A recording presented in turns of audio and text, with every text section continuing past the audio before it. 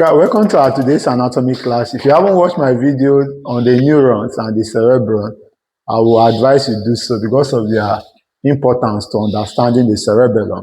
So the cerebellum is a part of the human brain, and the cerebrum lies posterior to the brainstem. So if this is the cerebrum,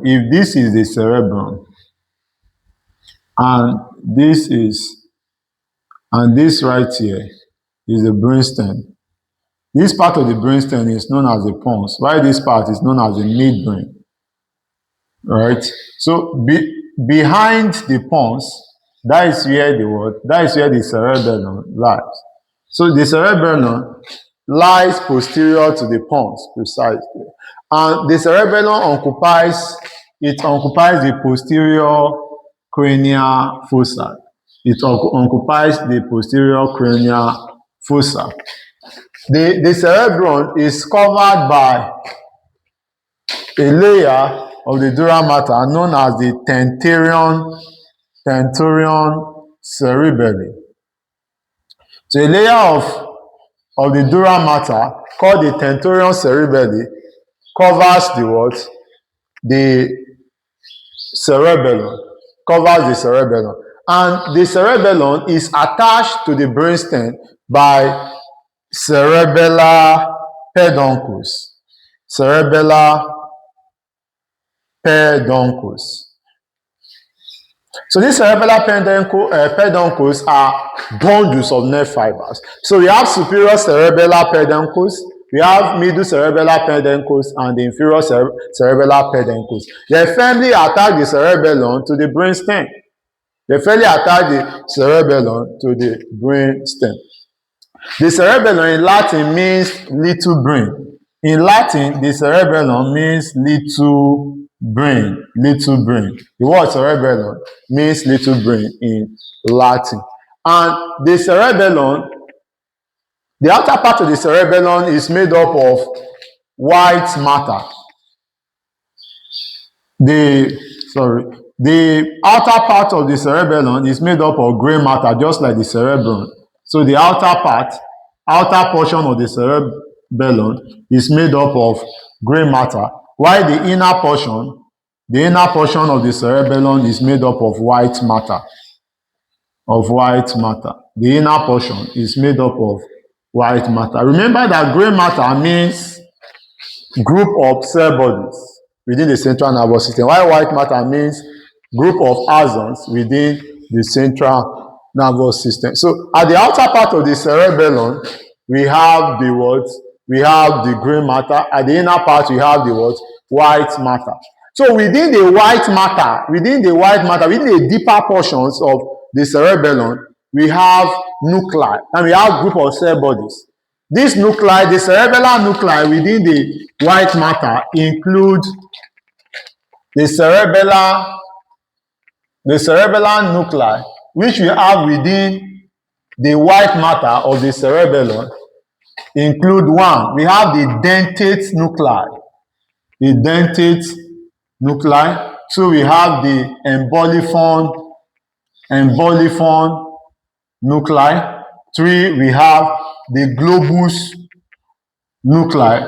Four, we have the Fastigiae nuclei.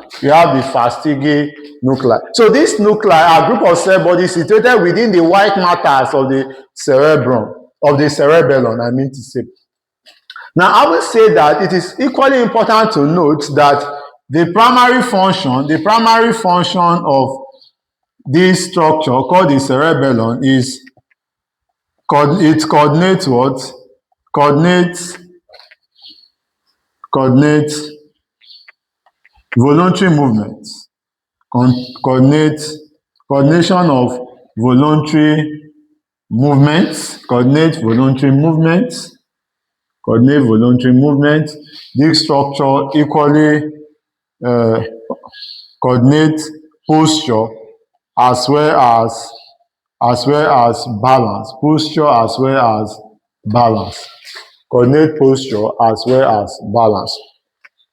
Now, the cerebellum structurally is divided into three lobes, three anatomical lobes, three functional lobes, and what? Three zones. So divisions of the cerebellum, divisions of the cerebellum. Now we have anatomical lobes. The anatomical lobes are three. We have what we call the anterior lobe. We have the anterior lobe of the cerebellum. We have the posterior lobe, and we have what we call the floccunodular lobe. Then we have three zones. It has three zones. The cerebellum has three zones. We have the vermis. We have the right lateral. We have the right lateral hemisphere. We have the right lateral hemisphere. Then we now have what? The left lateral hemisphere. Why the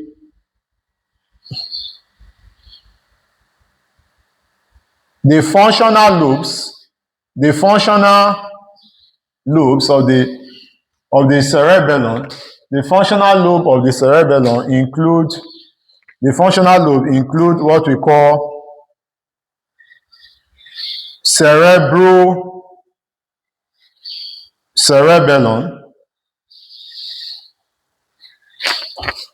So we have what we call spinal cerebellum.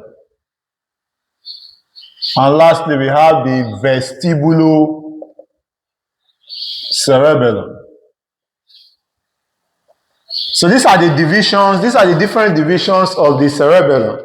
So this right here, we have the what?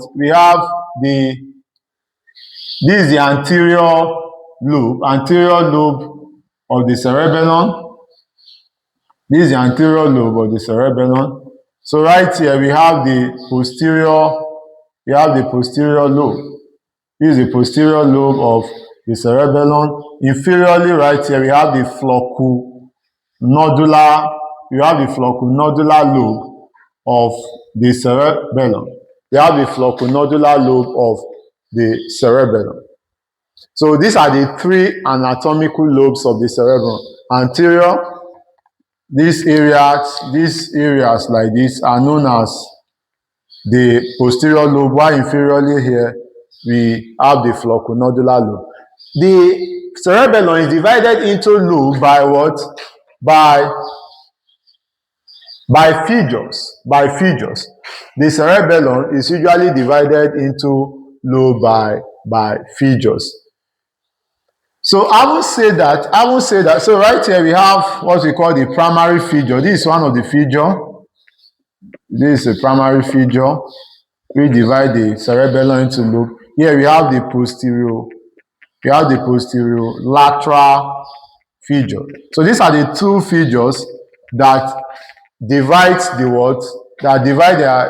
the cerebellum into lobe. So this primary fissure separate the anterior lobe from the posterior lobe, while the posterolateral fissure separate the posterior lobe from the floccunodular lobe. So what are the zones? The zones of the cerebellum include the vermis. So the vermis is a midline structure that connects the left and right cerebellar hemisphere. Because the cerebellum is equally divided into two parts, left cerebellar hemisphere and right cerebellar hemisphere. So the vermis now connect the left and right cerebellar hemisphere. So the vermis is a zone of the cerebellum. Then laterally, we have what we call the lateral hemispheres. So lateral to the vermis, we have the lateral hemisphere. So this is the left lateral hemisphere, this is the right lateral hemisphere. While the functional lobes of the cerebellum include the cerebrocerebellum. This cerebrocerebellum is responsible for what? Motor planning and learning. The planning of movement and the learning of movement is primarily controlled by the cerebrocerebellum. While the spinal cerebellum is also, it regulates movement. It regulates movement by allowing what? Error correction. If you want to fall down, this structure actually helps you to be able to maintain your position, to move appropriately without making mistakes. While the vestibulocerebellum regulates what? It regulates balance and even ocular reflexes. It regulates balance and ocular reflexes. So I would say that it is also important for us to look at the arterial supply and the venous drainage of this important structure. Arterial supply. So what is the arterial supply of the cerebellum? Supplied by superior and inferior cerebellar arteries. Cerebellar arteries. Why the venous drainage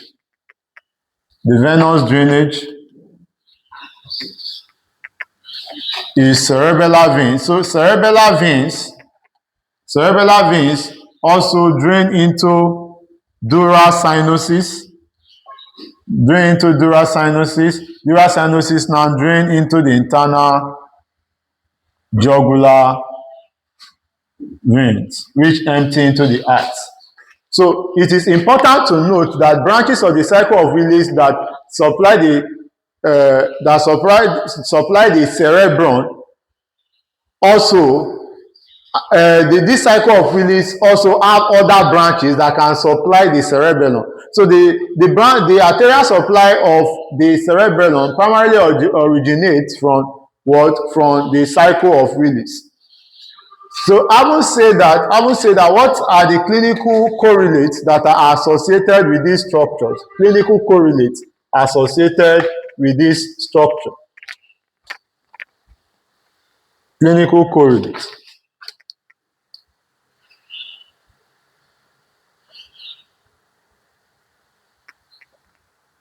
Clinical correlates. Now we have what we call cerebellar ataxia. Then we now have nystagmus. So these are conditions associated with the cerebellum. Cerebellar ataxia is uncoordinated voluntary movement as a result of damage to the cerebellum. When the cerebellum becomes damaged, movement becomes clumsy and uncoordinated because the cerebellum controls voluntary movement. While nystagmus, it's a rhythmic kind of involuntary eye movement. Eye movement that happen without our control as a result of damage to areas of the cerebellum. When part of the cerebellum is damaged, it can result to what? Involuntary eye movements. So this is how far we'll be going with our class on the cerebellum. I am Simon, your anatomy educator. Remember to subscribe to the channel and share the video.